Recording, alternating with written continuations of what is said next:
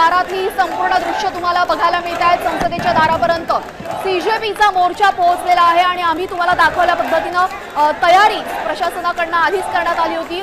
अश्रुधुराच्या नळकांड्या इथं फोडण्यात आलेला आहे।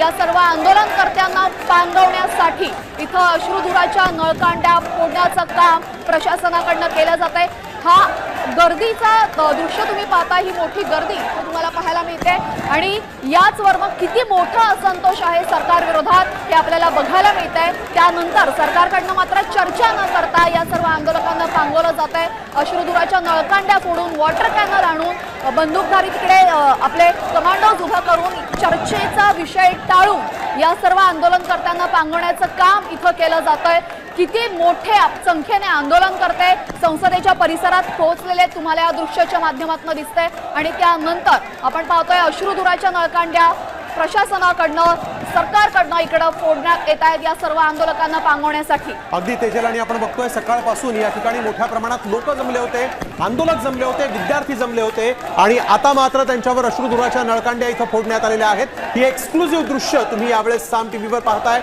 संसदेच्या दारामध्ये खऱ्या अर्थानं सीजेपीचा हा मोर्चा पोहोचलेला आहे आणि एकीकडे शिष्टमंडळ चर्चा करतायत, दुसरीकडे आपण बघतोय हे सगळे आंदोलक विद्यार्थी जे आहेत ते आता संसदेच्या दारात आहेत आणि या क्षणाला या ठिकाणी आपण बघतोय थेट अश्रुधुराच्या नळकांड्या इथं फोडण्यात आलेल्या आहेत आणि यामुळे आता या टिअर गॅसमुळे इथली गर्दी पांगवण्याचा प्रयत्न हा प्रशासनामार्फत पोलिसांच्याकडून होऊ लागलेला आहे।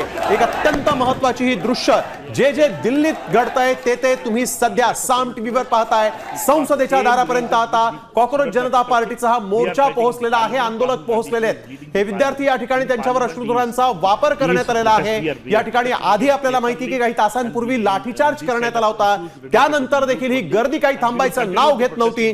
जथ्थेच्या जथ्थे या ठिकाणी आंदोलकांचे जे ते संसदेच्या दिशेने निघाले होते आणि आता मात्र ही गर्दी हाताबाहेर जात असताना, नियंत्रणाच्या बाहेर जात असताना मग मात्र पोलिसांना इथं लाठ्याकाठ्यांचा वापर करूनही लोक ऐकत नसताना अश्रुधुराचा वापर करावा लागलेला आहे। या क्षणाची ही सगळ्यात मोठी आणि महत्त्वाची बातमी, दिल्लीतली सगळ्यात महत्त्वाची अपडेट या क्षणाला सीजेपीच्या मोर्चावर अश्रुधुराचा वापर करण्यात आलेला आहे। जे तिथं घडतंय ते तुम्ही या ठिकाणी स्क्रीनवर पाहताय। कशा पद्धतीनं या आंदोलक विद्यार्थ्यांना लाठीचार्ज त्यांच्यावर करण्यात आला होता, बळाचा वापर करण्यात आला होता, तरी देखील इथून इंचभर देखील विद्यार्थी काही मागे हटत नव्हते।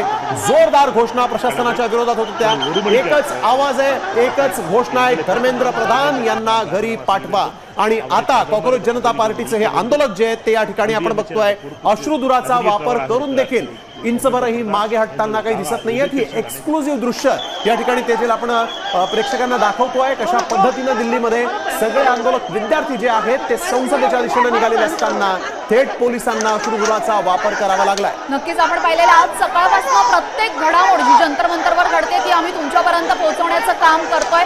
आज सकाळपासूनच हे सर्व आंदोलनकर्ते आक्रमक झालेले होते, त्यांना थांबवण्यासाठी आधी लाठीचार्ज करण्यात आला, मात्र त्यालाही न जुमानता हे सर्व आंदोलनकर्ते संसदेच्या दारापर्यंत जाऊन ठेपलेले आहेत। संसदेच्या दारावर त्यांच्यावर अश्रुधुराचा मारा करण्यात येतोय। खरं तर आपण बघितलं तर 2 महिन्यांपूर्वी नीटचा पेपर फुटलेला आहे, तेव्हापासनं या सगळ्या गोष्टींची अकाउंटेबिलिटी घेत, उत्तरदायित्व घेत धर्मेंद्र प्रधान यांनी राजीनामा द्यावा ही एकमेव मागणी देशभरात होत असताना सरकारने या गोष्टीला कुठेतरी उशीर केलेला आहे असा आरोप या आंदोलनकर्त्यांकडून केला जातोय। 21 दिवस आपण पाहिलेले 21 दिवस एकाच ठिकाणी उपोषण सोनम वांगचुक यांनी केलेले, मात्र त्यांच्या बरोबर चर्चेसाठी कुणाला पाठवण्यात आलं नव्हतं। त्यांनाच थेट तिकीट नसून रुग्णालयात दाखल करण्यात आलं आणि त्यामुळे त्यांना जबरदस्ती तिकडे कोंडण्यात आलं असा आरोप करण्यात आला।